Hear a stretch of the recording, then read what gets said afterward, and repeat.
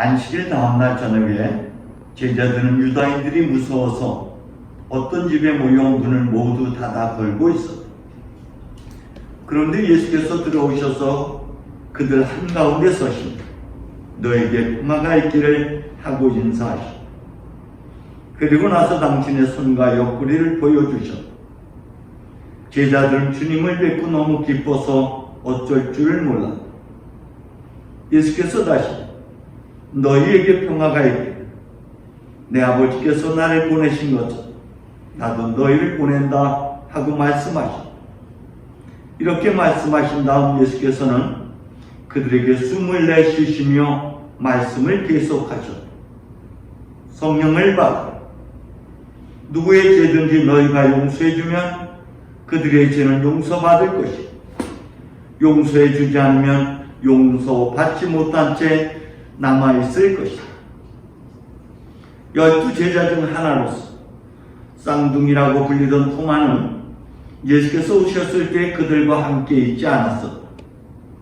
다른 제자들이 그에게 우리는 주님을 배웠소 하고 말하자 토마는 그들에게 나는 내 눈으로 그분의 손에 있는 못자국을 보고 내 손가락을 그분 손자국에 못자국에 넣어보고 또 내 손을 그분의 옆구리에 넣어보지 않고는 결코 믿지 못하겠소 하고 말해. 여들의 뒤에 제자들이 다시 집 안에 모여 있었는데 그 자리에는 토마도 같이 있었다. 문이 다 잠겨 있었는데도 예수께서 들어오셔서 그들 한가운데 서시 너에게 평화가 있게 하고 인사하시. 그리고 토마에게 내 손가락으로 내 손을 만져봐. 또 내 손을 내 옆구리에 넣어보라. 그리고 의심을 버리고 믿어라 하고 말씀하시. 토마가 예수께 나의 주님, 나의 하나님 하고 대답하자 예수께서는 너는 나를 보고야 믿는다. 나를 보지 않고도 믿는 사람은 행복하다 하고 말씀하시. 예수께서는 제자들 앞에서 이 책에 기록되지 않은 다른 기적들도 수없이 행하셨다. 이 책을 쓴 목적은 다만 사람들이 예수는 그리스도이시며 하나님의 아들이심을 믿고 또 그렇게 믿어서 주님의 이름으로 생명을 얻게 하려는 것이다. 주님의 복음입니다. 그리스도를 찬미합니다. 성부와 성자와 성령의 이름으로. 아멘. 지난 한 주간에는 여러분들이 매일 읽는 성경 말씀 사복음서 전체에서 제자들이 다양한 부활을 체험한 사건들을 다루고 있고요. 여러분들은 또 다양한 나름의 체험을 하셨으리라 믿습니다. 누가가 체험한 것, 요한이 체험한 것, 마르코가 체험한 것, 그리고 마테오가 체험한 것들이 각각 같은 사건이지만 다르게 체험을 하게 됩니다. 우리도 일상의 삶에서 아마 이들과 같은 체험을 하셨을 수도 혹은 다른 체험으로 경험하셨을 수도 있습니다. 부활의 체험이 없을 때 우리는 두려움 속에 살아갈 때가 참으로 많습니다. 오늘 요한복음서에서는 유다인들이 무서워서 문을 닫아 걸고 있었다라고 기록하고 있습니다.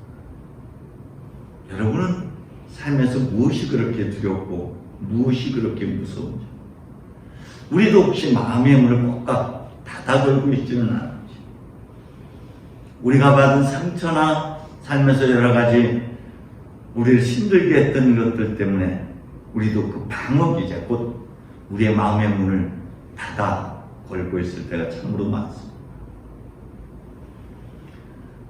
나를 불신앙으로 이끌고 나로 하여금 불편심에 다가가게 하고 나로 하여금 두려움에 사로잡히게 하는 그 원뿌리가 무엇인지를 깊이 성찰해야만 합니다.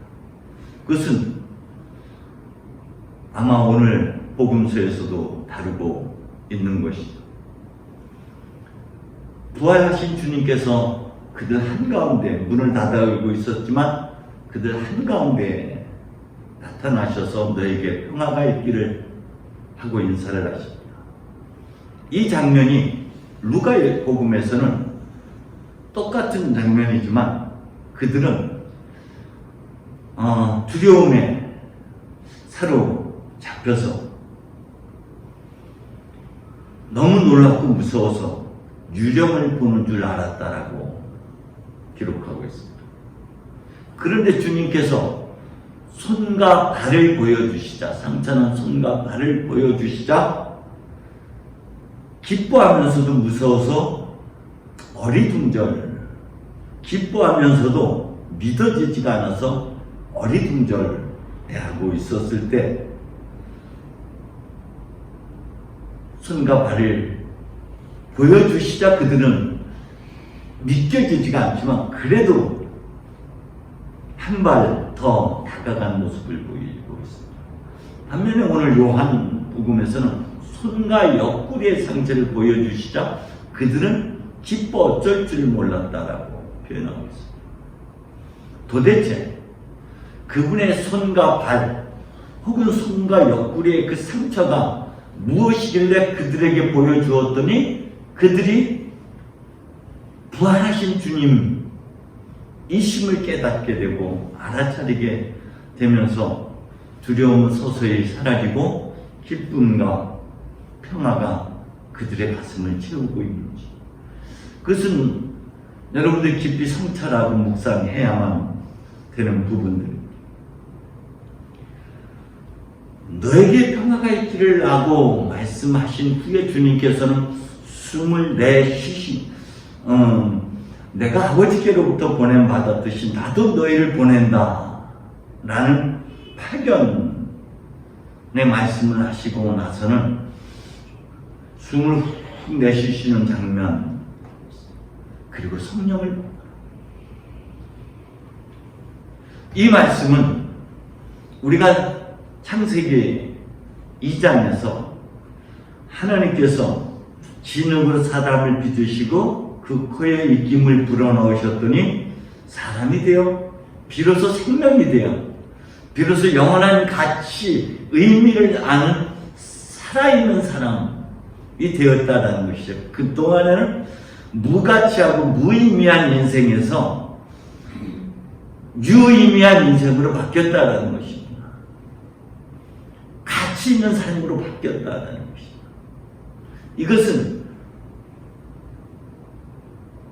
요한복음 2장에서, 오늘 복음서 2장에서 우리 삶의 여정에서 우리가 지치고 찌들리다 보면 우리의 생의 의미나 기쁨도 상실하고 다 소진해버릴 때가 얼마나 많은지 모릅니다. 그럴 때 주님께서는 그 밍밍한 불, 돌과 같은 우리의 굳어진 가슴에 다시금 생명의 숨결을 불어넣어 주심으로 포도주, 곧 기쁨을 다시 되찾아 주셨다.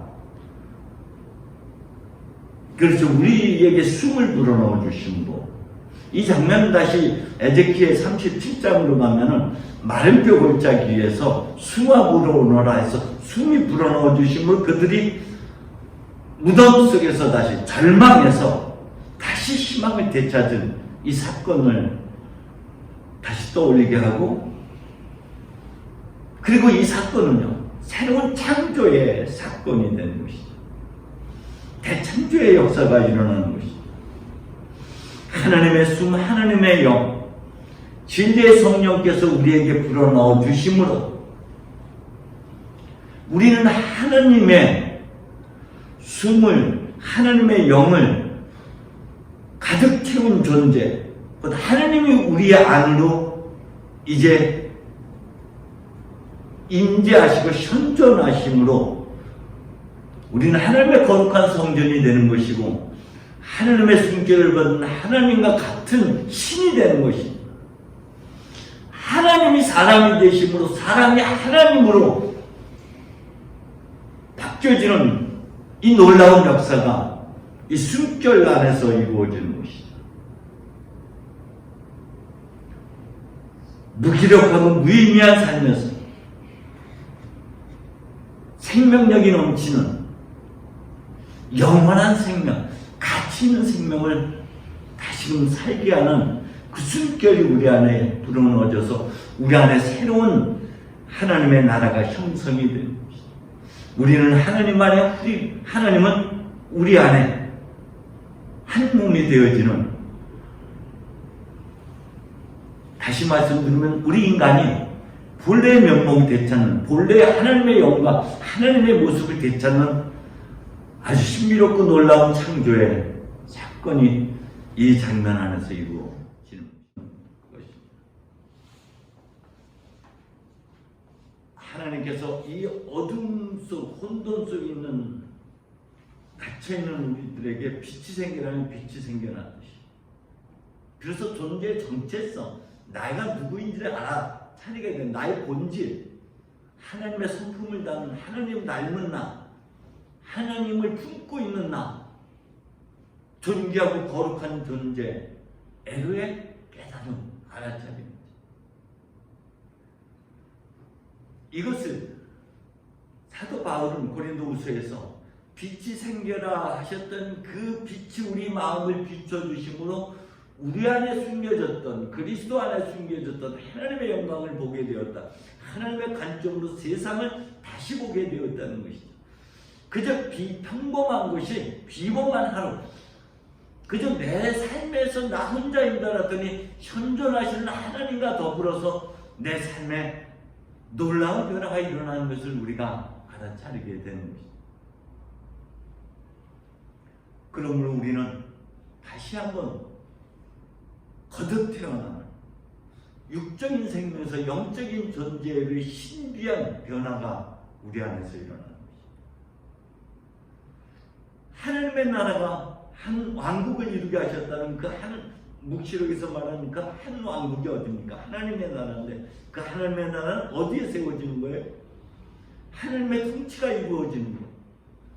공간적인 개념이 아닙니다. 장소적인 의미가 아니라 통치의 개념이야. 하나님의 말씀이, 하나님의 뜻이 하늘에서와 같이 내 삶에서, 내 안에서 이루어지게 하소서. 하나님 고백 안에서 하나님의 나라는 어디에 있다? 우리 안에서 이루어져. 하나님의 나라가 우리 안에서 실현되고 있다는 것은, 그리고 실현되었다는 것은 이제 노릇 역할, 그저 종노릇, 자기의 종노릇, 죄의 종노릇 했던 우리의 삶에서 주인이 된다는 것이, 주체성을, 정체성을 확보하고 독립적 존재가 된다는 것이. 그래서 being에서, 역할에서, 노릇에서, 뭘로? doing에서 being, 이제 존재로 거듭 태어나는 거예요. 나라는 존재가 되는 거예요. 이 나라는 존재가 된다는 것은 흔히 그 초기 불교에서 말하고 있는 대로 우는 사자가 소리에 놀라지 않는 것처럼, 연꽃이 흙탕물에 물들지 않는 것처럼, 부는 바람이 쳐놓은 그물에 걸리지 않는 것처럼, 그렇게 무수의 불처럼 우리는 독생자가 되어서 스스로 그 어떤 것에도 매이지 않는 그런 존재, 칭찬이나 비난에 개의치 않고, 영광을 받거나 수치를 당하고, 칭찬을 받거나 비난을 받고. 근데 우리는 여기서 대단히 예민해. 그건 아직 내가 독립적 존재가 되지 못하는 거예요. 나로 다시 태어나지 못했다라는 의미이기도 합니다. 그리 될 때 우리는 사람에게 복종하지 않고, 사람 눈치 보지 않고 하나님에게 순종하는 삶이 되는 것이죠. 그게 당당한 자예요. 자신에게 당당한, 사람의 변화가 곧 우리에게 있어서의 부활인 것이죠. 다른 제자들은 주님의 상처를 보고서야 이제 우리는 주님을 만나 뵈었다라고 그들이 기쁨에 넘쳐서 토마에게 얘기해요. 토마는 나는 내 눈으로 그 손에 못자국, 그리고 내 손으로 그 못자국에 손을 넣어보고, 그리고 그 옆구리를 내 손으로 넣어보지 않고서는 못 믿겠다. 이 의심은요, 이 불신앙은 목적지가 아니죠. 과정이고 믿음으로 가는 여정일 뿐이에요. 이런 의심을 통해서만이 우리 성공에는 의심을 허용하는 거예요. 의심을 통해서 자꾸 물어들어가는 것이고, 그래서 끊임없이 캐내서 비로소 주님을 만나게 되는 거예요. 그래서 소문을 듣던 하나님을 눈으로 뵌 바, 그리고 손으로 만진 바 되었다는 욥의 고백처럼 우리는 그 자리에로 다가가는 것이죠. 여러분, 주님께서 보여주신 손과 발, 혹은 오늘 손과 옆구리의 상처는 우리의 상처와 겹쳐 있는 것이죠. 우리가 예수님의 살과 피를 먹을 때 내 살과 내 피를 먹고 마시면 내가 네 안에, 네가 내 안에, 내가 하나님의 힘으로 사는 것처럼 너희도 나의 힘으로 살 것이라고 말씀하셨던 요한복음 6장을 다시 한번 기억해 보면, 그냥 살을 먹는다는 것은 단순히 우리가 빵 한 조각이 먹는 것이 아니라 우걱우걱 씹는다라는 의미가 담겨져 있어요. 벌컥벌컥 마신다는 의미가 담겨져 있어요. 이거는 우리가 영적으로 표현하면요, 다시금 직관적 성철, 성령 안에서 곱씹고 되뇌이고 뒤돌아보미고 되새기는 것입니다. 그래서 그 자체를 보는 것이 아니라, 빵을 먹는 것이 아니라 생명을 먹는 것이고 말씀을 먹는 것이어야 되는 거고, 단지 포도주 한 잔을 마시는 것이 아니라 그분의 진한 사랑을 우리가 체험하는 것이어야 되듯이, 우리가 그 손을 보고 그 발을 본다는 것, 특히 요한에서 본다는 것은 그 너머를 본다는 것. 베드로 주님이, 예수님이 시몬을 눈여겨보듯이, 주목하여 보듯이, 그래서 그 너머를, 그래서 몰랐다, 깨닫지 못했다, 그래서 맞아들이지 못한 삶에서 비로소 알았다, 보았다, 깨달았다, 그래서 환대하고 맞아들이는 거지. 때문에 우리는 깊은 성령 안에서의 깊은 물음과 깊은 기도가 체험되지 않으면은, 그래서 예수님의 상처 속에서 내 상처를 보지 못하면은 우리의 기쁨은 결코 다가오지 않아요. 저에게 있어서 두려움이 무엇이었을까? 굉장히 저희 집사람이 예민하게 반응한다고 오늘 아까도 얘기했는데, 저 굉장히 예민해요. 저는 비난과 지적이 가장 두려움이에요. 사람들로부터의 비난, 사람들로부터의 지적이. 저는 어렸을 때부터 부모님과 떨어져서 할머니, 할아버지 손에서 자랐는데, 시골에서. 삼형제 중에 맞이해요. 저희 벽장, 선반이라고 해요. 옛날 선반에는 그 매체가 이렇게 묶여져 있었어요. 뭐 동생이 잘못하면 그게 누구의 탓입니까? 옛날 어르신네들이요, 저희 할머니, 할아버지가 아주 똑똑하시고 당시 시대에 배우신 분들이에요. 저희 할머니 이야기라면 많은, 지금도 강화에 살아계신 분들도 계시는데, 제 할머니가 온수리교회 성공회 출신입니다. 거기서 주일학교 교사도 하고, 일본어도 많이 배우시고, 그래서 사목리교회를 시집 왔어요. 시집 와서 주일학교 하시면서 야학, 한문도 가르치고, 한글도 가르치고, 일본어도 가르치는 그런 학교 교사였어요. 우리 할머니 굉장히 차신 분이에요. 우리 할아버지도요, 그런 면에서 다른 사람들은 법 없이 산다 그러는데 집안에서는 굉장히 엄격하셨고, 저희 할머니, 저희 고모님들 얘기 들으면 할아버지 앞에서 밥 먹을 때 100번 씹으라는 얘기를 굉장히 많이, 저한테는 50번이었어요. 젓가락 소리가 나도 저는 맞으니까 가족들은 저 운목에서 이렇게 두 그릇 상에서 먹는데 저는 할아버지하고 같이 아랫목에서 맞상을 했어요. 그 젓가락 소리가 나도 안 되고 그릇 소리도 안 내고 밥을 먹을 때마다 눈물을 흘리면서 먹었어요. 근데 그 마지막에 할아버지가 그 신쌀밥은 할아버지 몫이에요. 다른 사람 다 고구마 뭡니까 밥 대신에 고구마하고 보리고 여름에는 그 보리 대신에 뭐에 감자가 많이 들어갔어요. 지금도 내가 감자 고구마 별로 안 좋아해요. 근데 마지막에 뭡니까 한 숟갈 입밥 한 숟갈 그리고 그 위에 상에는 다 시퍼러둥둥한 배추 이파리들만 있는데 할아버지는 하얀 그 속 부분이 할아버지 상에 있어요. 제 할아버지가 깍두기를 쓸어도요, 깍두기를 담가도 사이즈가 똑같아야지 안 그러면 하시는 분이에요. 얼마나 많은 칭찬을 들었겠어요? 아니요. 저는 칭찬을 들어본 적은 별로 없어요. 오직 지적과 비난만 하다. 그래서 학교에서도 그렇고 단체 기업이라는 게 많잖아요.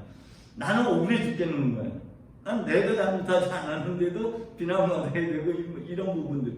우리 어렸을 때는 책상 위에 무릎 꿇고 손 들고 눈 감고 있는 게 얼마나 많았어요. 그럴 때마다 그런데도요, 아마 그랬기 때문에 저는 하나님의 눈치보다는 사람들의 눈치. 주님의 손의 상처가 뭘까?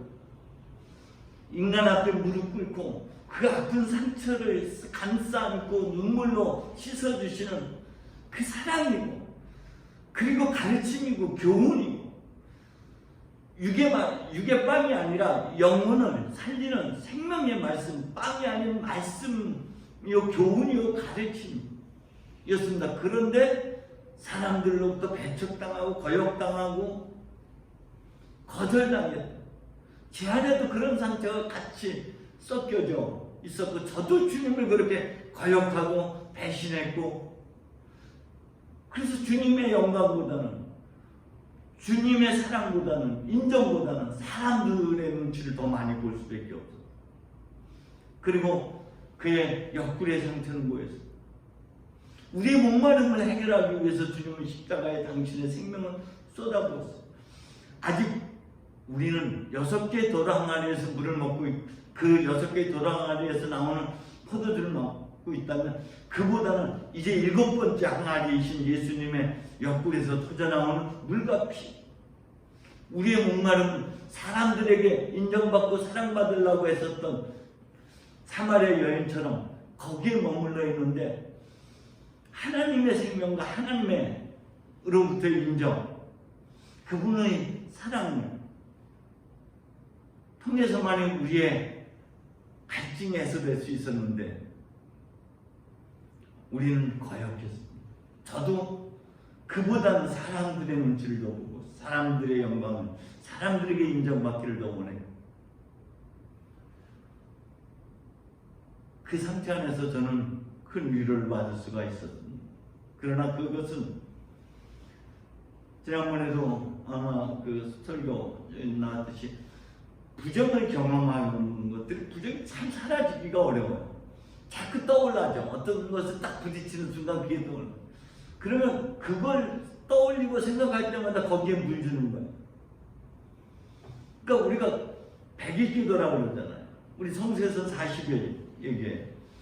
긍정을 자꾸 반복해야지만 새로운 습관이 형성되는 것이죠. 그래서 점진적으로, 우리 2번 눈뜸이라고 그랬잖아요. 첫 번째 돌아서서 보는 것과 두 번째 몸으로 돌리는 것. 마리아의 회심이 그랬고, 마르코복음에서 벳사이다의 소경의 눈뜸과 그리고 바리티메오의 눈뜸을 통한 따른 순종, 우리의 삶에서도 우리의 이렇게 점진적으로 점차적으로 깊어짐으로 인해서 우리도 당당해지고 담대하게 나 자신을 존귀한 자로 여기면서 그렇게 살아가게 될 날이 이제 다가갈 겁니다. 저 여러분 모두가 이번 한 주간에도 특별한 부활을 체험한 시간들, 그걸 통해서 우리의 아픔과 상처가 치유되고 다시금 회복돼서 하나님의 존귀한 아들, 딸이 되는 은혜가 있기를 간절히 소망합니다. 성부와 성자와 성령의 이름으로. 아멘.